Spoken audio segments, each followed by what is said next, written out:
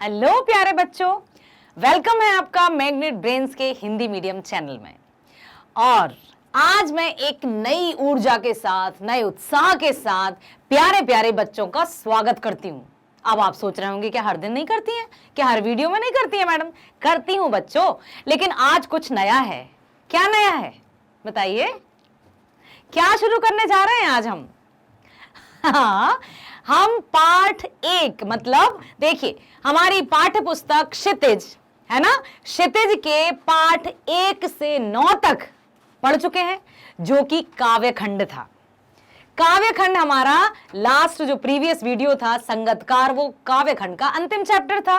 और आज हम हमारी ही क्षितिज पाठ्य पुस्तक का गद्य खंड प्रारंभ करने जा रहे हैं। और उसको प्रारंभ करने के लिए हम थोड़ा सा तालियों से स्वागत कर लेते हैं अपना सबका पाठ का, ठीक है? Okay, so welcome back to Magnet Brains Hindi medium again.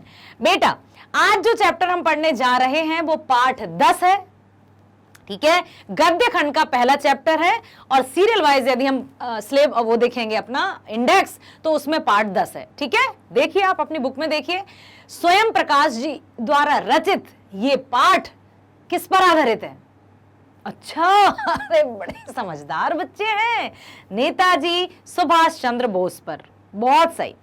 पाठ 10 नेताजी का चश्मा। नेताजी का चश्मा। जय हिंद, नमन करते हैं हम स्वतंत्रता सेनानी क्रांतिकारी सुभाष चंद्र बोस को, ठीक है?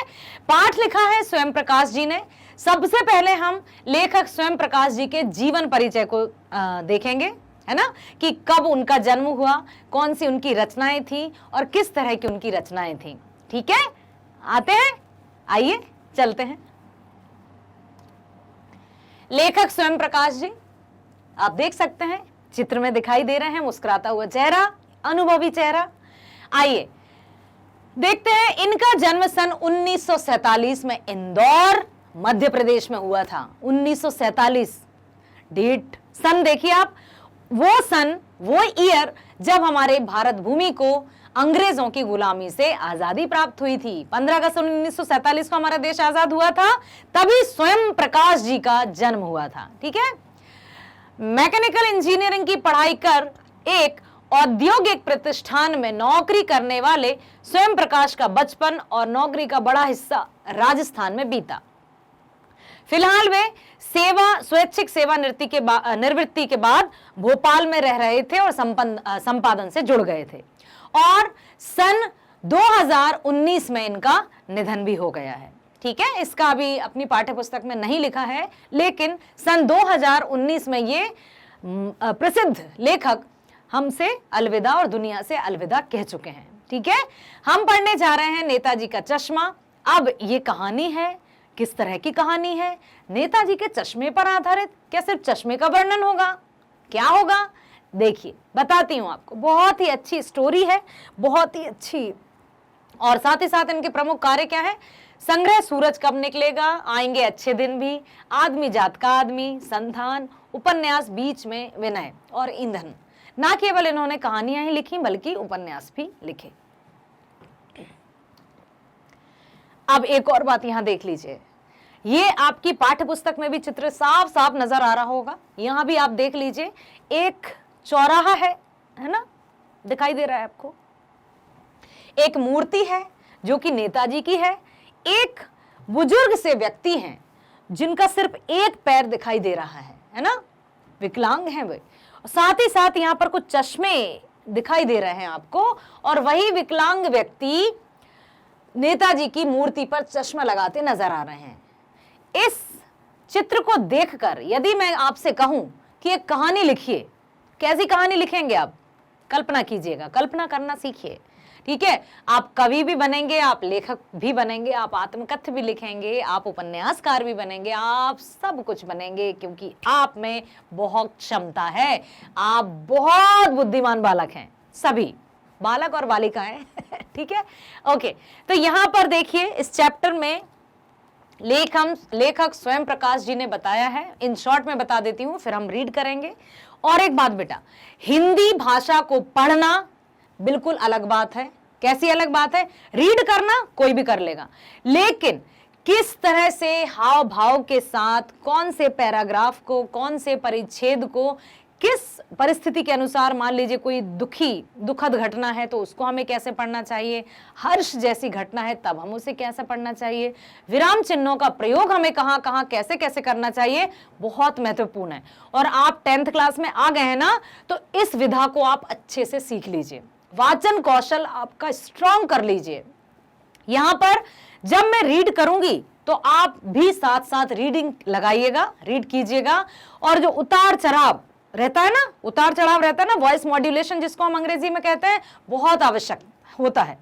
कोई भी कहानी, स्टोरी, आपने रेडियो सुना है कभी, रेडियो पर कहानी सुनी है आपने, कितने अच्छे से वो कहानी सुनाई जाती है, ऐसा लगता है जैसे घटना प्रत्यक्ष रूप से घटित हो रही हो हमारी आंखों के सामने। ये है उनकी कुशलता, वाचन कुशलता, पठन कुशलता। तो उसमें आपको भी बहुत आगे तक जाना है, निपुण होना है आपको, ठीक है। तो यहां मैं संक्षिप्त रूप में पाठ का सार बता देती हूं, फिर हम रीड करेंगे, ठीक है। देखिए बेटा, एक कस्बा था। कस्बा क्या होता है, गांव से थोड़ा सा डेवलप्ड और शहर से थोड़ा सा कम विकसित, ठीक है। तो यहां पर एक चौराहे पर एक मूर्ति थी, जो कि आपने अभी अभी देखी होगी। चौराहे पर एक मूर्ति थी जो कि नेताजी सुभाष चंद्र बोस की थी। सुभाष चंद्र बोस जी का कोई नारा याद है आपको? हाँ, अच्छा, ये भी पता है, आजाद हिंद फौज की स्थापना की थी सुभाष चंद्र बोस जी ने। क्या बात है, अच्छा, ऐसा तो नहीं कि आप आजाद किसी और की समझते हो, सुभाष चंद्र बोस ने ही आजाद हिंद फौज की स्थापना की थी। बहुत सही बेटा, बहुत अच्छी जानकारी। तुम मुझे खून दो, मैं तुम्हें आजादी दूंगा, वाह। अच्छा, आपके इसी नारे से मुझे एक पंक्ति याद आ गई, शायद मैंने क्लास 6-7 में पढ़ी होगी। एक कविता थी नेताजी पर ही, वह खून कहो किस मतलब का जिसमें जीवन न रवानी है, वह खून कहो किस मतलब का जिसमें जीवन न रवानी है, जो परवश होकर बहता हो वो खून नहीं है पानी है। जिस दिन सुभाष ने बर्मा में एक बहुत बड़ी बैठक हुई थी, है ना, मांगी उनसे कुर्बानी थी, बोले स्वतंत्रता की खातिर बलिदान तुम्हें करना होगा, अब बहुत जी चुके हो जग में लेकिन आगे मरना होगा, ठीक है। सुभाष चंद्र बोस जी, एक भगत सिंह जी, सुभाष चंद्र बोस जी, चंद्रशेखर आजाद, है ना, ये जो 3 लोग थे ना, महान क्रांतिकारी थे। इनके क्रांतिकारी स्वभाव ने, इनकी मातृभूमि के प्रति देशभक्ति के स्वभाव ने आज हमें इस आजाद मुल्क में लाकर खड़ा किया है। यदि ऐसे नेता नहीं होते, ऐसे स्वतंत्रता सेनानी नहीं होते, तो शायद हम आज भी अंग्रेजों की गुलामी में ही जी रहे होते। हमें कुछ भी सुनने का, बोलने का, करने का अधिकार नहीं होता बेटा। आज जो हमारे फंडामेंटल राइट्स हैं उनका हम बखूबी बहुत अच्छे से इस्तेमाल करते हैं, लेकिन हमें अपने अधिकारों का इस्तेमाल करने के साथ साथ अपने कर्तव्यों का भी ज्ञान होना चाहिए, अपने कर्तव्यों का भी भान होना चाहिए कि अधिकार हमें मिला है, लेकिन उस अधिकार को हमें किस तरह से निभाना है। कुछ हमारी ड्यूटीज भी हैं, कुछ हमारे कर्तव्य भी हैं, जो भी संविधान ने दिए हैं तो उनका भी हमें पालन करना चाहिए, ठीक है। हक की लड़ाई हम लड़ने चले जाते हैं, अधिकार की, लेकिन जहां बात फर्ज की आती है हम अपने आप को पीछे कर लेते हैं। नो, हमें फर्ज में भी आगे रहना है, हक में भी आगे रहना है, पीछे नहीं रहना है, ठीक है। आइए, एक कस्बा था जिसमें चौराहे पर लगभग 2 फीट की मूर्ति थी सुभाष चंद्र बोस जी की। जैसा कि आपने बिल्कुल स्टार्टिंग में देखा होगा और पहले भी आपने कई बार देख लिया होगा कि जब भी नेताजी सुभाष चंद्र की हम तस्वीर देखते हैं या कोई मूर्ति देखते हैं तो चश्मा तो रहता ही है, रहता है ना। हाँ भाई, मैंने भी लगाया है, ठीक है। तो यहां पर अब क्या होता है कि जो मूर्ति थी चौराहे पर, उस मूर्ति, सुभाष चंद्र बोस की मूर्ति तो अच्छी बनी थी, बहुत अच्छे से, कि कोई भी उनको जाकर पहचान सकता था, लेकिन उस मूर्ति पर चश्मा नहीं था। चश्मे का ना होना एक विचार करने वाला विषय था कि कभी भी नेताजी की मूर्ति को बिना चश्मे के नहीं देखा। अनुमान लगाने लगे लोग, क्या हुआ होगा, क्या मूर्तिकार बनाते बनाते चश्मा बनाना भूल गया, या उसका बजट कम पड़ गया, या उसको कम पैसे देकर मूर्ति बनाई इसलिए उसने चश्मा ही नहीं बनाया। आखिर क्या कारण होगा? ये सब कुछ कौन सोच रहे थे? एक थे हालदार साहब। इसमें जो कैरेक्टर है वो कौन कौन है मैं बता देती हूँ। एक है हालदार साहब, एक है पान वाला, जो यहीं कहीं उसकी पान की दुकान है आसपास, मूर्ति के आसपास। हालदार साहब, पान वाला, चश्मे वाला, ठीक है, ठीक है, और एक ड्राइवर। कितने हो गए? एक हालदार साहब हैं जो यहां से गुजरते हैं, अपने ऑफिस के लिए जाते हैं हमेशा, और वो चौराहे पर रुकते हैं और मूर्ति को देखते हैं, ठीक है। दूसरे हैं पान वाला, जो कि पान वाले की दुकान चौराहे पर है, और वो उससे कोई भी पूछता है, क्योंकि चौराहे पर जिसकी दुकान होती है एड्रेस वेड्रेस हम नहीं पूछते कि भैया कहाँ से जाना है, कहाँ जाना है, तो इस तरह से उनसे पूछताछ होती है। एक होते हैं चश्मे वाले, जो कि रहते हैं अपाहिज, परंतु उनके मन में देशभक्ति की भावना है। दूसरा होता है, एक और कैंडिडेट होते हैं जो ड्राइवर होते हैं, जो हालदार साहब की जीप ड्राइव करते हैं, ठीक है। अब एक बार हालदार साहब वहीं से गुजर रहे थे, उनकी नजर एकदम नेताजी की मूर्ति पर गई, देखा, निकल गए वहां से। फिर एकदम अच्छे से गौर नहीं फरमाया होगा उन्होंने, जीप चल रही थी, फिर देखा तो इस तरह से उन्होंने देखा कि सुभाष चंद्र बोस की मूर्ति पर चश्मा तो है ही नहीं। तो वे गाड़ी से उतरे अपनी, और उस पान वाले से पूछते हैं जो जिसकी की दुकान थी। पान वाले का चरित्र चित्रण बता देती हूं मैं आपको। एक काला मोटा खुश मिजाज व्यक्ति था, काला सा मोटा सा, और पता है किस तरह से लिखा है सुभाष चंद्र बोस जी ने, कि इतना मोटा था कि जब वो हंसता था तो उसकी तोंद थिरकती थी, और हमें पान की दुकान थी। तो लेखक ने बड़े मजेदार तरीके से लिखा है कि ऐसा लगता था कि उसकी दुकान में ही नहीं, उसके मुंह में भी पान ठुसे रहते हैं, लगता है नहीं, खाता ही रहता था वो 24 घंटे, मतलब जब तक उसकी दुकान खुलती थी, क्या भैया आइए आइए, ऐसे पान चबाता रहता था वो, ठीक है। और जब वो हंसता था तो उसकी लाल काली बत्ती सी खिल उठती थी, ऐसा लिखा है लेखक ने। तो जब हालदार साहब उसके पास आते हैं और उससे पूछते हैं कि भाई मूर्ति पर चश्मा क्यों नहीं है, कुछ जवाब नहीं दिया और वो चले गए होंगे। दूसरे दिन जब वो आए तो मूर्ति तो पत्थर की थी, लेकिन चश्मा ओरिजिनल था। जैसे ही उनको एक दूसरे दिन आए होंगे और उनको दिखा कि चश्मा लगा हुआ है, तुरंत उन्होंने ड्राइवर से कहा रोको रोको रोको रोको रोको, और पान वाले के पास गए, कहले भाई ये मूर्ति पर चश्मा किसने लगाया? अरे भाई साहब, मुझसे ही क्यों पूछ रहे हैं, जो भी आता है मुझसे ही पूछता रहता है, क्या करूं, फिर भी बताइए तो किसने लगाया है? एक लंगड़ा। इस तरह से उसने जो चश्मे वाला है उसका इंट्रोडक्शन दिया, उसका परिचय दिया। हालदार साहब को इस तरह से किसी भी व्यक्ति का परिचय सुनकर अच्छा नहीं लगा। क्या कहा उसने? पान वाले ने क्या कहा? एक लंगड़ा है जो चश्मे बेचता रहता है, उसी ने लगा दिया होगा। तो क्या हमें किसी को कुछ भी कहने का अधिकार है? ओके, कुछ हुआ हो या बाय बर्थ पैर नहीं हो, हाथ नहीं हो, कोई काला है, कोई गोरा है, कोई मोटा हो गया, कोई बहुत दुबला है ना, कोई बहुत लंबा हो गया, कोई एकदम छोटा है, तो ये सब बेटा ऊपर वाले की मर्जी है ना। ऊपर वाले की जो क्रिया है, जो रचना है, उस पर हमें कभी प्रश्न चिन्ह नहीं लगाना चाहिए, उस पर कभी व्यंग नहीं कसना चाहिए, क्योंकि उसके निर्माण पर, उसकी रचना पर यदि हम, चाहे वो ऊपर वाला, आप अल्लाह को मानते हैं, ईश्वर को मानते हैं, जिसको मानते हैं आप, उसने जो भी रचना की है उसने अपने तरीके से कर दी ना, हम कौन होते हैं उस पर प्रश्न चिन्ह लगाने वाले? तो जब पान वाले ने कहा कि एक लंगड़ा है पागल सा, वो लगा देता है चश्मा, हालदार साहब सुनकर दंग रह गए और बिना कुछ किए वहां से, अच्छा नहीं लगा उनको, चुपचाप चले गए कि अब कौन कहे, क्योंकि उनके जाने का अभी ऑफिस जाने का टाइम हो रहा था। दूसरे दिन आए वो, वहां से निकले, फिर मूर्ति पर दूसरा चश्मा, कभी गोल फ्रेम वाला, कभी बड़े फ्रेम वाला, कभी छोटे फ्रेम वाला, कभी सकरे फ्रेम वाला, तरह तरह के वो देखते गए। उनसे एक दिन फिर नहीं रहा गया, बोले कि भाई अच्छा तो ये हर दिन चश्मे चेंज करता है क्या, ऐसा क्यों करता है? पान वाला बोला, भाई साहब क्या आपको कोई किताब लिखनी है उस पर, इतना क्यों पूछ रहे हैं आप, बताइए क्या क्या पूछना, अच्छा बताइए मैं बता रहा हूं। इस तरह से उसने जवाब दिया। हालदार साहब को बड़ा अजीब सा लगा कि ये इस तरह से क्यों जवाब दे रहा है। बोले बताइए, या आपको कोई पत्रकार से उसका साक्षात्कार करवाना है, इंटरव्यू करवाना है, तो उसको ढूंढ कर लाऊं क्या? बोले नहीं साहब ऐसा नहीं है भैया, आप तो बताइए। बोले देखो, जब वो मूर्ति पर चश्मा लगाता है तो ग्राहक उसी चश्मे को देख लेता है जो मूर्ति पर लगा होता है, और उससे उसी चश्मे की डिमांड करने लगता है, तो वो चश्मा वो निकाल कर उसको दे देते हैं। ठीक उसी तरह से क्या होता है, यदि वो दूसरा चश्मा लगाता है, फिर ग्राहक को वही चश्मा दिखता है, वो चश्मा दे देते हैं और वो दूसरा चश्मा लगा देते हैं। तो बोले अच्छा कोई दुकान है? बोले नहीं नहीं, उस लंगड़े की क्या दुकान होगी, फेरी लगाता है चश्मे की। इस तरह से उसने जवाब दिया। तो इस तरह से उनको क्या लगा, बोले क्या है? बोले कैप्टन कहते हैं उसको लोग। तो बोले अच्छा कैप्टन कहते हैं, जबकि पान वाले ने क्या कहा, लंगड़ा। और उसको सब लोग कहते थे कैप्टन। किसको? इन व्यक्ति को जो मूर्ति पर चश्मा लगाता था। ठीक है, कैप्टन कहते हैं। बोले कैप्टन क्यों कहते हैं? कैप्टन सुनकर फिर वो वहां से चले गए। अब हालदार साहब सोचने लगे कि जब कैप्टन उसको कहते हैं, किसको बेटा?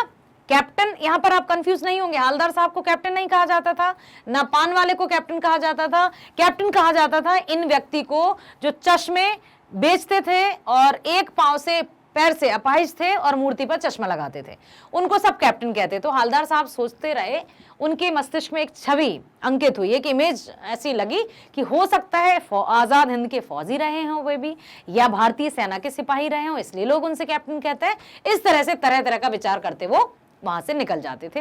डेली उनका यही नियम था कि आते, मूर्ति पर देखते, चश्मा लगाते और वहां से पान खाते और निकल जाते। ठीक है, अब क्या हुआ, कुछ समय बाद जब वो एक बार आते हैं तो उन्होंने देखा कि मूर्ति पर आज चश्मा नहीं है। बड़े आश्चर्यचकित हो गए कि ऐसा तो कई दिन हो गए, महीनों बीत गए, ऐसा तो कभी हुआ ही नहीं कि मूर्ति पर चश्मा नहीं हो। क्योंकि वो जो कैप्टन थे, कैप्टन अर्थात चश्मे वाला, ठीक है, वो उस पर चश्मा लगाने लगे थे। अब जब उन्होंने देखा कि मूर्ति पर चश्मा नहीं है, तुरंत ड्राइवर से कहा रोको रोको रोको रोको रोको रोको, और फिर से वो पान वाले के पास गए। उनको पता था कि पान वाले का व्यवहार अच्छा नहीं है, फिर भी उनको पूछना था, उनके मन में जिज्ञासा थी कि आखिर ऐसा क्यों है कि आज मूर्ति पर चश्मा क्यों नहीं है। वो गए पान वाले के पास, बोले भैया आज मूर्ति पर चश्मा क्यों नहीं है? बोले साहब देखो, यूं तो पान वाले का लेखक स्वयं प्रकाश जी ने चरित्र चित्रण कैसा किया था बेटा, काला सा, मोटा सा, खुश मिजाज व्यक्ति, हमेशा दूसरों की बुराई करते रहना, निंदा करना, ऐसी उसकी आदत थी। लेकिन आज जब कैप्टन के बारे में हालदार साहब ने पूछा पान वाले से, तो पान वाला भावुक हो गया, इमोशनल हो गया, और कैप्टन के बारे में बताते हुए उसकी आंखें नम हो गईं। क्यों हो गई? वो कहने लगा कि साहब कैप्टन नहीं रहा। सुनकर हालदार साहब बहुत भावुक हो गए, अपने आप को संभाल नहीं पाए, आंखों से आंसू आने लगे। और क्योंकि जो कैप्टन थे वो जा चुके थे, दुनिया से अलविदा कह चुके थे। हालदार साहब मतलब मन भराया, आंखें भराई, और जो पान वाला था वो भी अपने रुमाल से अपने आंसू को पोंछता नजर आया, है ना। ठीक है, ये सुनकर हालदार साहब को बहुत दुख हुआ और वो गए अपनी जीप में बैठ गए और ड्राइवर से कहा कि ड्राइवर जल्दी चलो यहाँ से, क्योंकि उनको बिल्कुल अच्छा नहीं लगा कैप्टन की मृत्यु का समाचार सुनकर, और कहा कि अब मत रोकना गाड़ी यहाँ पर, अब मैं ना रुकूंगा ना पान खाऊंगा, मुझे नहीं रुकना है। उनको बिल्कुल अच्छा नहीं लगा। ठीक है, तो ड्राइवर तो ठीक है नहीं रुकेंगे।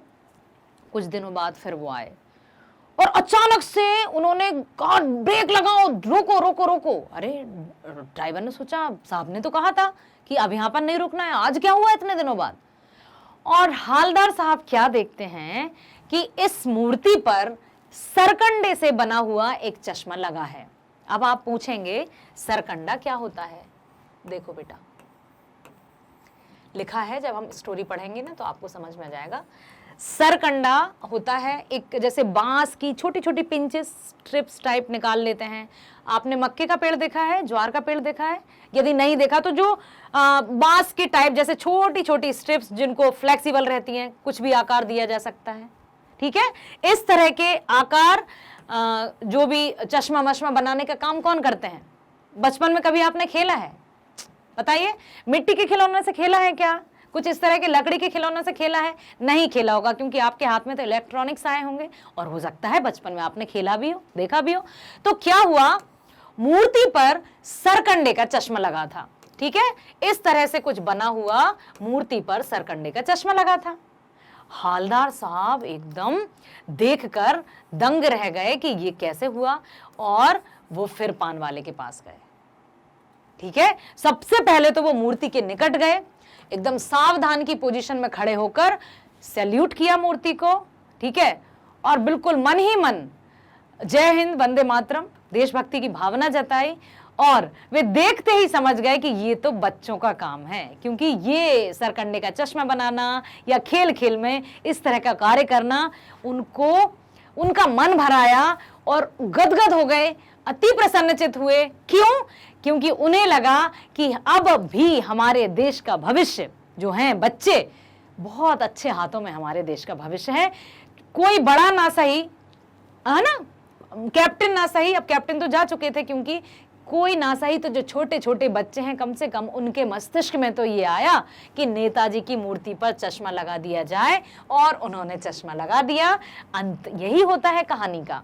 ठीक है, नेताजी जो थे अपने हवलदार साहब बहुत खुश हुए, उनको लगा कि अब हमारे देश का भविष्य सुरक्षित हाथों में है।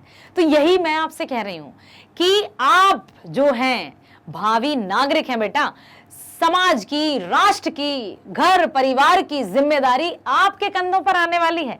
और मैं गर्व करती हूं आपको अपने विद्यार्थियों के रूप में पाकर, क्योंकि मुझे पता है कि आप बहुत अच्छे से अपने आप को, अपने परिवार को, अपने समाज को और अपने राष्ट्र को संभालेंगे और एक नई दिशा, एक नया कीर्तिमान समझते हैं, एक नई उपलब्धि, एक नई रिकॉर्ड के साथ अपने आप को प्रस्तुत करेंगे समाज में।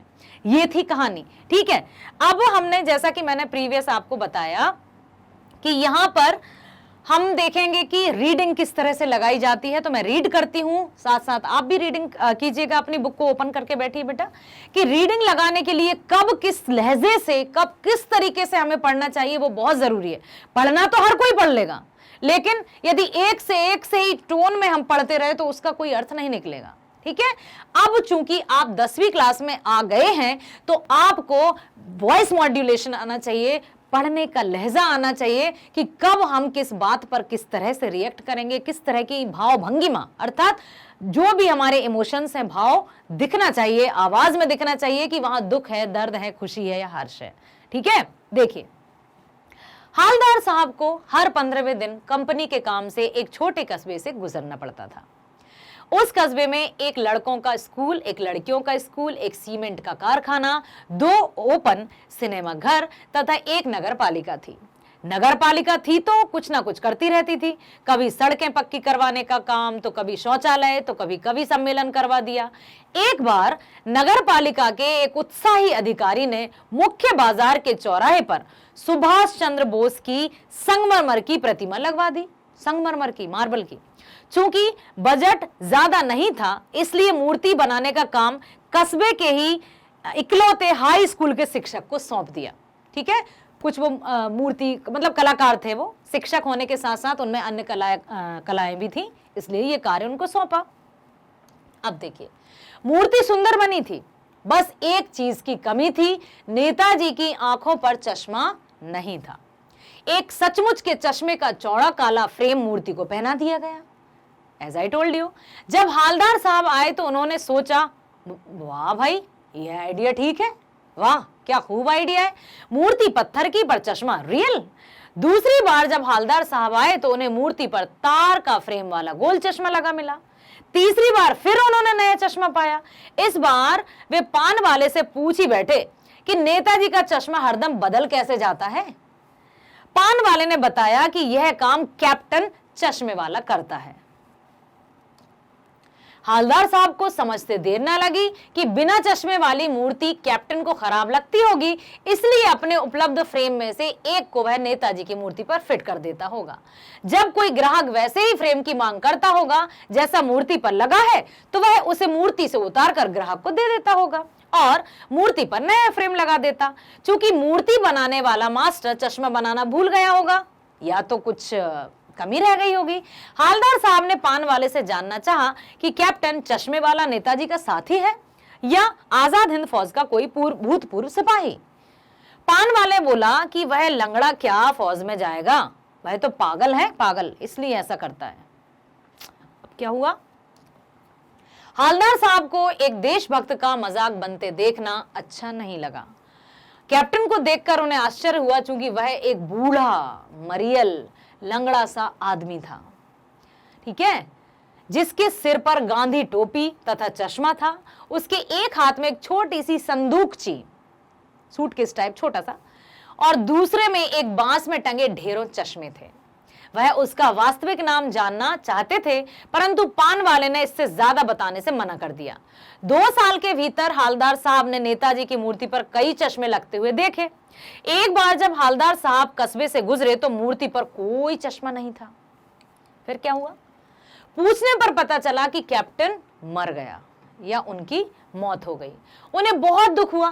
15 दिन बाद कस्बे से गुजरे तो सोचा कि वहां नहीं रुकेंगे, पान भी नहीं खाएंगे, मूर्ति की ओर देखेंगे भी नहीं, परंतु आदत से मजबूर हालदार साहब की नजर चौराहे पर आते ही आंखें मूर्ति की ओर उठ गईं। वे जीप से उतरे और मूर्ति के सामने जाकर खड़े हो गए। मूर्ति की आंखों पर सरकंडे से बना हुआ छोटा सा चश्मा रखा था, जैसा बच्चे बना लेते हैं। यह देखकर हालदार साहब की आंखें नम हो गईं। ठीक है, तो यहां पर हमने ये पाठ को देखा, समझा, जाना और बहुत अच्छे से कहानी को और साथ ही साथ पढ़ने की कुशलता को भी जाना। बेटा रीडिंग, सिंपली रीडिंग करना एक अलग बात है, हाव भाव के साथ रीडिंग करना आप सीखेंगे। आशा करती हूं बिल्कुल आप सीख रहे होंगे और आता भी होगा आपको। ठीक है, अब चैनल पर जाना है, हमें हिंदी के पाठ पढ़ना है, हमें विज्ञान के पाठ पढ़ना है, इंग्लिश मीडियम के पढ़ना है या हिंदी मीडियम के पढ़ना है। क्या करें, इतना समय नहीं है हमारे पास। मम्मी बताइए ना, कहते होंगे ना क्या करूं मैं, घर में मुझे पढ़ाई करना है लेकिन स्क्रॉल कर करके थक ही गया, नहीं ढूंढना मुझे। नहीं, निराश नहीं होना है प्यारे बच्चों। मैं बताती हूं आपको कि क्या करना है। सबसे पहले तो मैग्नेट ब्रेन्स टाइप करेंगे आप। गूगल क्रोम पर जाइए, गूगल पर जाइए, मैग्नेट ब्रेन्स टाइप करते ही आपको इस तरह से कुछ दिखाई देगा। ठीक है, जिसमें आप देख रहे हैं भौतिक विज्ञान, रसायन विज्ञान, गणित, सामान्य अंग्रेजी, हिंदी और सामाजिक विज्ञान की यहाँ पर टीचर्स की लिस्ट दिखाई दे रही है। ठीक है, उसी के साथ साथ जब भी हम कोई ओपन करते हैं कुछ भी, ठीक है, तो वहां के स्टार्टिंग के आपको रीड जरूर कर लेना चाहिए कि क्या है। स्टार्टिंग में दिया है CBSE English medium, CBSE Hindi medium, NTSC olympiad. ठीक है, यदि आप सीबीएसई इंग्लिश मीडियम पर जाना चाहते हैं तो आप उस पर क्लिक कर दीजिए, सीबीएसई हिंदी मीडियम पर जाना चाहते हैं तो उस पर क्लिक कर दीजिए, या एनटीएससी या ओलंपियाड पर जाना चाहते हैं या उससे संबंधित कोई जानकारी प्राप्त करना चाहते हैं तो उस पर क्लिक कर दीजिए। ठीक है, सपोज आप जाना चाहते हैं सीबीएसई हिंदी मीडियम पर। जैसे ही आप सीबीएसई हिंदी मीडियम को क्लिक करेंगे आपके सामने कुछ इस तरह की स्क्रीन आ जाएगी, जो कि आपकी यानी मैं हिंदी टीचर आपके सामने नजर आ जाएंगी। ठीक है, जैसे ही आप देखेंगे कि अरे वाह, ये तो हिंदी की सामग्री है। अब हिंदी की सामग्री में भी आप क्या करना चाहते हैं? पाठ्यक्रम जानना चाहते हैं या पाठ जानना चाहते हैं? पाठ में भी आप क्या जानना चाहते हैं?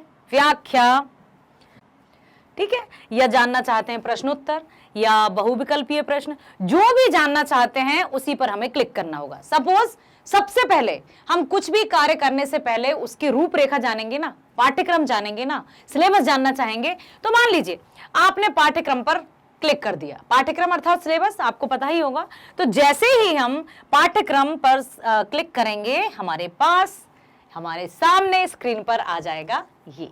ठीक है, स्क्रीन पर जैसे ही आप देखेंगे कि अच्छा विषय सूची, सबसे पहले कुछ भी पढ़ने, जैसे ही मान लीजिए बेटा आपने बिल्कुल ये अनुभव किया होगा एज आई एक्सपीरियंस्ड कि जब भी कोई लिखा होता है या कोई चित्र होते हैं तो सबसे पहले हमारी नजर लिखे हुए पर जाती है, चित्र पर जाती है? बताइए। यस, बिल्कुल, पिक्चर्स पर जाती है, चित्रों पर जाती है। वैसे ही नजर आपकी गई होगी। तो आपने देखा क्षितिज, कृतिका, स्पर्श या संचयन, तो जिसका कोर्स ए है उसकी दृष्टि सबसे पहले गई होगी क्षितिज और कृतिका पर। जिसका कोर्स बी है, अर्थात 10th में ही 2 कोर्स चलते हैं ना एनसीईआरटी के, एक कोर्स ए, दूसरा कोर्स बी। तो जब आपने कोर्स ए की बुक, यदि आप कोर्स ए पढ़ते हैं तो आपने क्षितिज कृतिका को देखा, यदि आप कोर्स बी पढ़ते हैं तो आपने स्पर्श और संचयन को देखा। इसी के साथ जब आपने ये बुक्स देख ली तो बुक्स के साथ मान लीजिए आपने क्लिक कर दिया संचयन या क्षितिज, क्षितिज। ठीक है, क्षितिज में आप देखेंगे कि कौन सा कितने चैप्टर्स हैं। काव्य खंड में 9 चैप्टर्स हैं, टोटल 17 चैप्टर्स हैं, 10 पार्ट्स, जो 10वां चैप्टर वो गद्य खंड का स्टार्ट है। इस तरह से जो भी जिस तरह की जानकारी आपको चाहिए आप बिल्कुल रीड करते हुए क्लिक करते जाइए, तो आपकी समय की बचत तो होगी ही, साथ ही साथ आपको बेस्ट वीडियोस मिलेंगे। हर एक चैप्टर के व्याख्या मिलेगी, प्रश्नोत्तर मिलेंगे, एमसीक्यूज मिलेंगे। हिंदी की बात कर रही हूं, अदर सब्जेक्ट में भी ऐसा ही है, जिस भी विषय में जाएंगे आप। ठीक है, यदि आप स्पर्श और संचयन पर जाएंगे, स्पर्श और संचयन पर जाएंगे तो यहां भी काव्य खंड पहले है, गद्य खंड बाद में है। ठीक है, ठीक उसी तरह से यहां पर हम संचयन पर जाएंगे तो संचयन में केवल 3 चैप्टर्स हैं, कृतिका में 5 चैप्टर्स हैं। इनका भी आप अच्छे से जान पाएंगे कि कौन से चैप्टर्स में क्या है। हर एक जब आप पाठ्यक्रम का आराम से वीडियो देखिएगा, वीडियो बहुत अच्छे से देखिएगा बेटा, सारा का सारा डिटेल्ड वहां पर वीडियो में दिया है कि पाठ कौन सा है, पाठ कौन से चैप्टर में क्या विवरण है, क्या वर्णन है, उसका शॉर्ट इंट्रोडक्शन दिया है आपको। ठीक है, तो उसे स्किप मत कीजिएगा प्लीज। और देखिए यहां पर मैग्नेट ब्रेन्स आपको हर समय अवेलेबल रहेगा, 24 घंटे, जब भी आप चाहें वीडियोस ओपन करके देख सकते हैं। और साथ ही साथ 6 to 12 जो ऑनलाइन एजुकेशन है, जो आप पढ़ रहे हैं, वो एकदम 100% फ्री है, कोई चार्ज कभी भी नहीं देना है बच्चों। ठीक है ना, मैं बात कर रही हूं सिर्फ और सिर्फ एमपी बोर्ड की, बल्कि ऑल स्टेट्स बोर्ड्स, सभी बोर्ड्स के, सभी राज्यों के जो बोर्ड्स हैं उनकी पढ़ाई भी की जाएगी, उनके वीडियोस भी आपके सामने बिल्कुल आप देख पाएंगे और देख रहे हैं यदि आप सिलेक्ट करेंगे तो। ठीक है, यहां पर इसके लिए आपको सिर्फ और सिर्फ एक करना है। अब देखिए बात आती है कि कई तरह के हमें स्कॉलरशिप दी जाती हैं, कई तरह के ऑफर्स, लुभावने ऑफर्स दिए जाते हैं, तो यहां तो स्कॉलरशिप, तो पूरी स्कॉलरशिप आपकी है, सब कुछ 100% स्कॉलरशिप। अब आप कहेंगे कैसे? अरे भाई वीडियोस जो हैं जिनमें आपको कुछ पेड सब्सक्रिप्शन नहीं है, एकदम फ्री फ्री फ्री भाई, मुफ्त में ट्रेवल करेंगे हम जीवन की लाइफ को, वो भी बेस्ट वीडियोस देखकर। ठीक है, तो इसके लिए बेटा लाइक कीजिए, सब्सक्राइब कीजिए और अधिक से अधिक शेयर कीजिए। शेयर जितना करेंगे उतना ही आपके फ्रेंड्स को, आपके परिचित जो भी हैं उनको मैग्नेट ब्रेन्स से रिलेटेड, आपके सब्जेक्ट से रिलेटेड बेस्ट वीडियोस प्राप्त हो पाएंगे, जिसका लाभ आप उठा पाएंगे और अपने आप को मैं वही कहूंगी कि बहुत अच्छा एक स्टूडेंट साबित कर पाएंगे।